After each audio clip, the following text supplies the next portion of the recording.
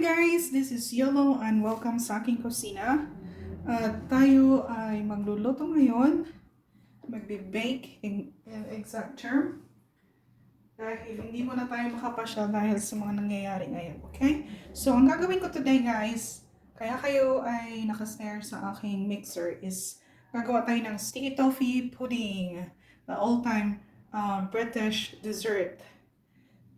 Nung first time ako dito sa UK, yun talaga yung pinaka-gusto kong dessert. So let's start by pouring 250 grams or rather ml of freshly boiled water.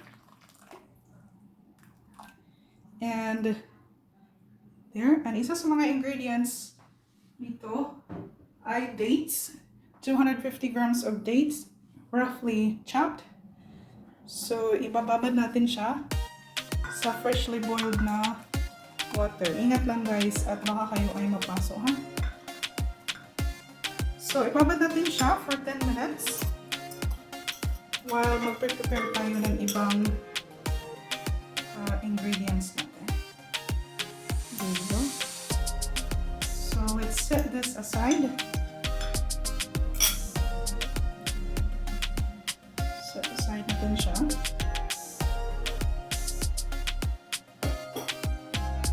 Okay. And then, we'll start by creaming the butter.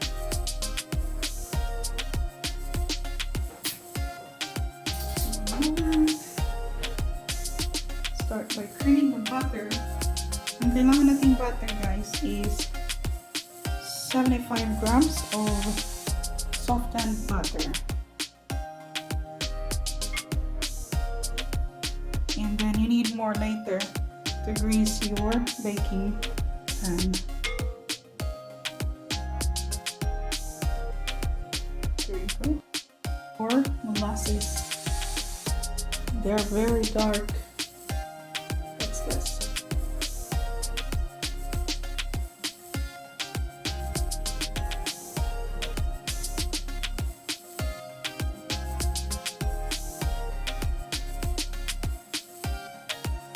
So,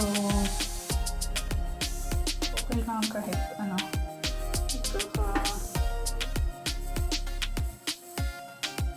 messy.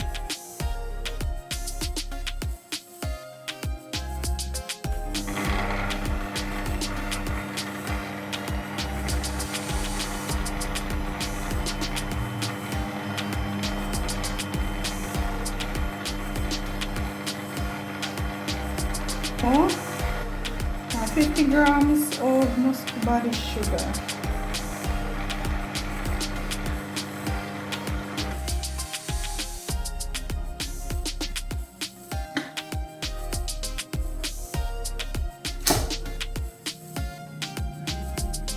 Okay, scrape natin ang bottom guys kasi hindi siya masyadong ma-center. I hope hindi ito magiging baking gone wrong. There you go.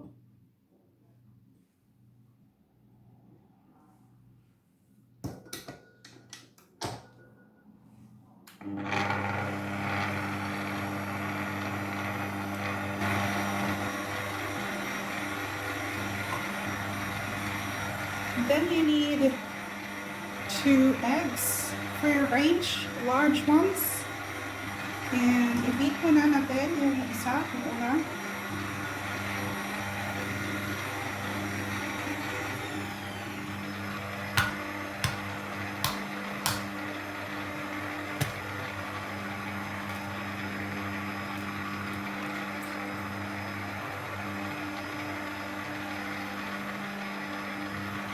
There you go.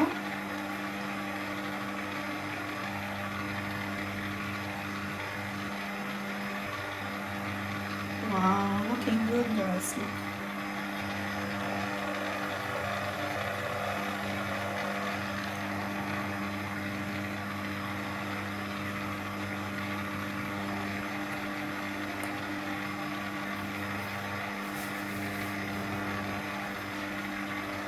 And then, if it's already mixed well, sunod naman yung isa pang egg.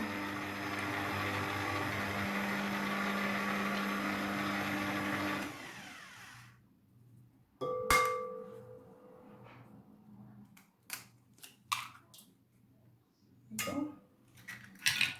Kung merong nandyan sa gilid na hindi na mix, guys, don't be scared to scrape it and put it in to the center para ma-mix siya ng maigi. There we go.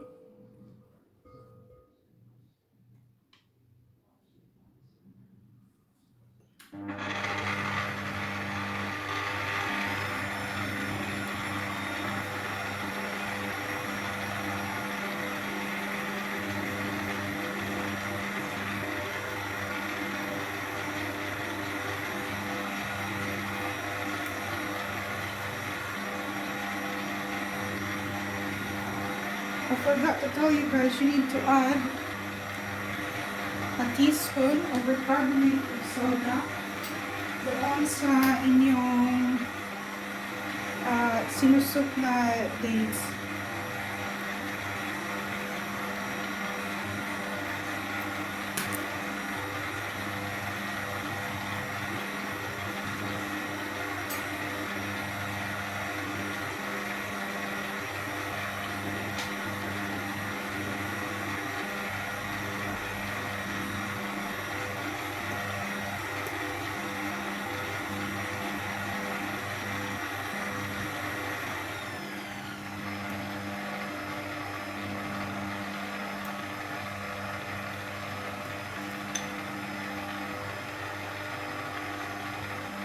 So next is i-add natin yung ating flour.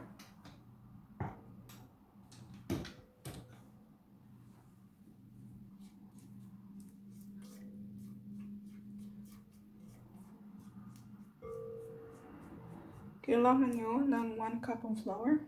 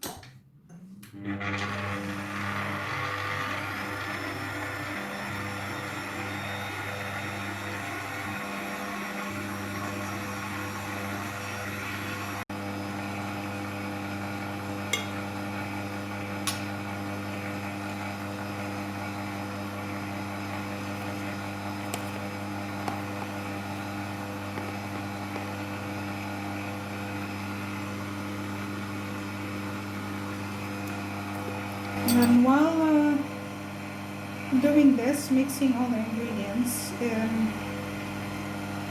preheat ko na yung ating oven. If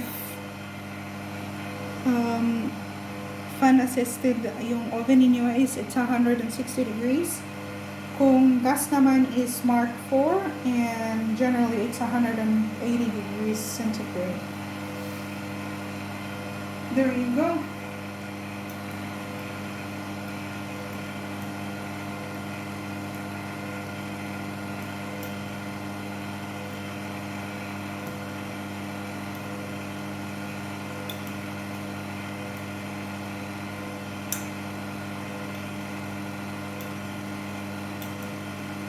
And then, next natin ilagay is yung nakasuk nating dates. Using a fork, i-squeeze nyo na lang ng slight yung chopped dates para yung kanyang sauce ay ma-extract ng konti. And then, we'll add this up into sa ating mix.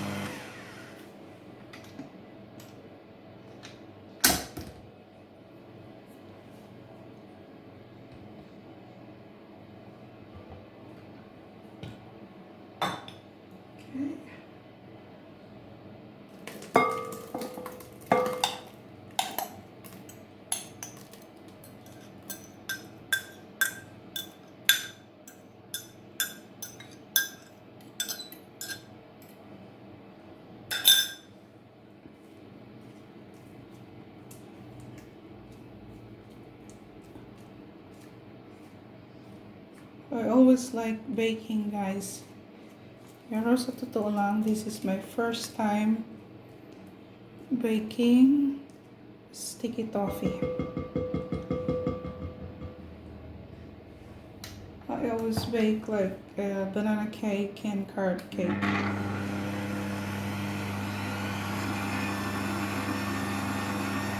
And then we will bake this for 30 to 35 minutes.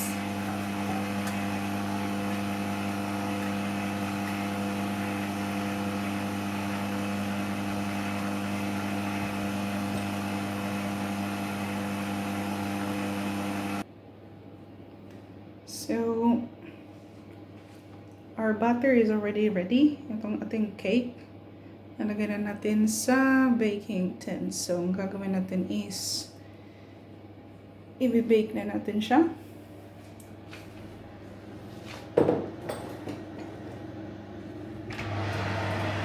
Remember guys, 180 degrees centigrade, gas mark 4, or fan assisted is 160. So that's 30 to 35 minutes. So while we're waiting for our cake to be cooked, nasa oven pa, gagawa tayo guys ng toffee sauce na ilalagay natin on top sa ating sticky toffee pudding. And also to put it, kapag kinakain nyo na, pwede nyo siyang i-drizzle. Okay, what we're gonna do is, in a low heat, okay ng pan or pot. Mas prepared ko ang pan kasi malaki yung makikita kong area kapag nagluluto. So, you heat 150 grams of butter. Melt it. And then cup or a cup and a half of sugar. Muscovado preferably, pero ako, naubos na yung aking muscovado. So, minimix ko yung muscovado and the regular brown sugar. A tablespoon of the treacle again. And the double cream. So, ihalo lang natin to. Low heat lang, guys. I can smell now the pudding. It's, wow, it's really amazing. Smells really nice. Okay. So, ang ginamit ko guys is 1 cup lang ng sugar kasi ayokong masyadong matamis na kasi yung pudding. So, kung sobrahan ko pa ng tamis, baka sumakit yung aking ngipin. So, ano lang, 1 cup lang, not 1/2. 1 cup ng muscovado sugar or brown sugar. Okay lang din naman ang brown sugar kasi yung treacle, magpapadarken yun ng toffee sauce mo. Okay, slowly natin ilagay yung sugar. Wow, this is very sweet.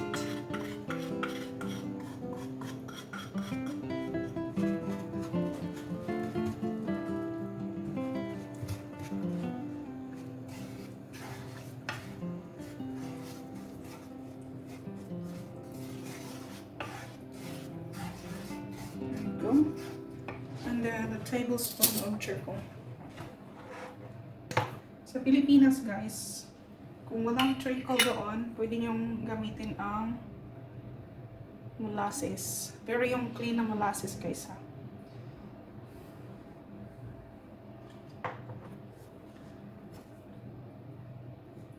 There you go.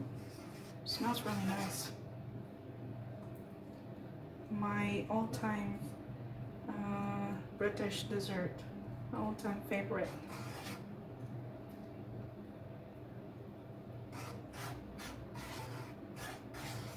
So halo-halo lang.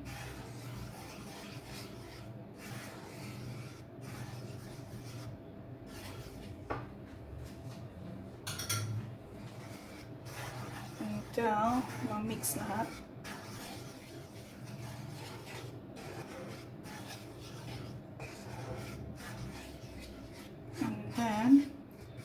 saka natin i-blend in yung 200 ml ng double cream.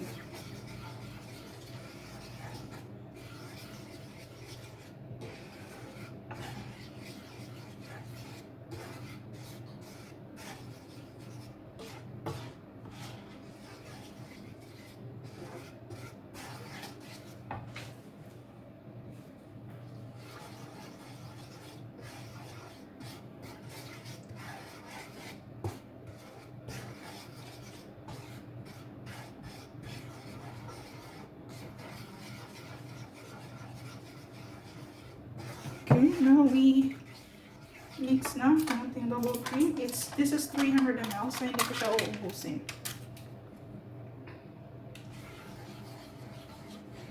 And then, when you're done pouring the double cream, i-turn up mo ng konti yung heat. And then don't worry kung marami yung cream nyo kasi when you're serving the pudding naman, pwede nyo ilagay din yung yung double cream. As an alternate doon sa vanilla ice cream. It's really nice kapag kinakain mo siya kasi magme-melt yung ice cream dahil mainit yung pudding. Warm yung pudding. And then you just make this until it bubbles.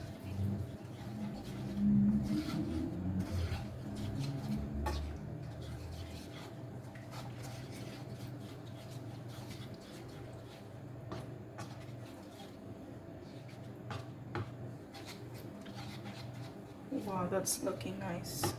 Ang ganda ng kulay niya.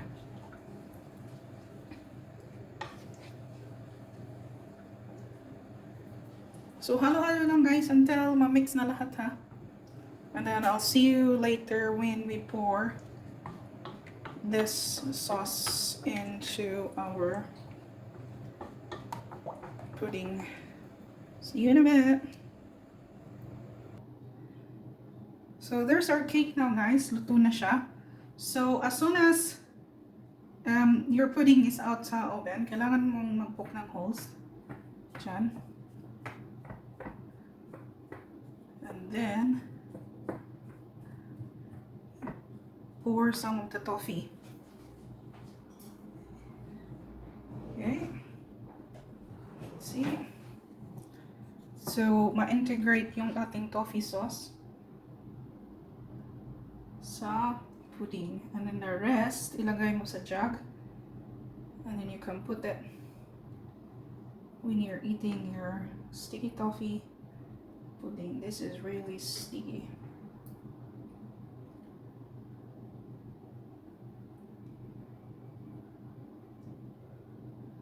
So there you have it. Cool down na natin ng konti before we eat it.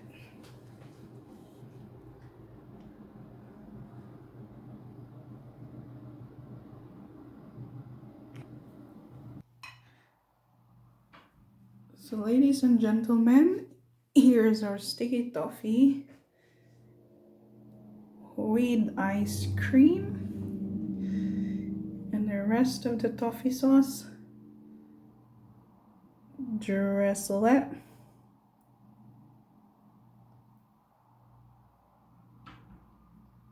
There you go. Tuck in.